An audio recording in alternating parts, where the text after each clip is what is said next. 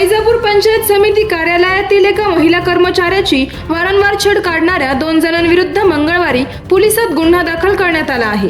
गुन्हा दाखल झालेल्यांमध्ये दत्तात्रय माधवराव मोटे राहणार गोयगाव आणि सचिन कुशीनाथ मोईन राहणार चोर वाघलगाव यांचा समावेश आहे। हे दोघेही सतत महिलेचा पाठलाग करत होते आणि तिचे फोटो काढून मानसिक त्रास देत होते। या दोघांनी पीडित महिलेला अनेक वेळा त्रास दिला। तिच्या सततच्या छेडाछाडीमुळे अखेर तिने आपल्या सहकारी महिला कर्मचाऱ्यांना आणि वरिष्ठ अधिकाऱ्यांना याची माहिती दिली।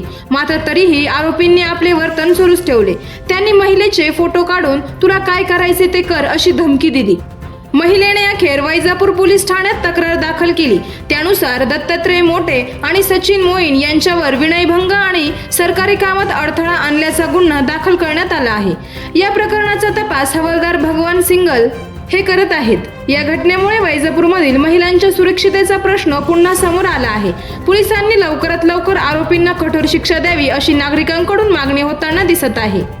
आवाज जनतेचा न्यूजसाठी प्रतिनिधी शेख शफीक मनियार। करायचं आहे लाईव्ह कार्यक्रम किंवा आहे कसले आंदोलन, जनसामान्यपर्यंत पोहोचेल आपला हक्काचा आवाज, आवाज जनतेचा।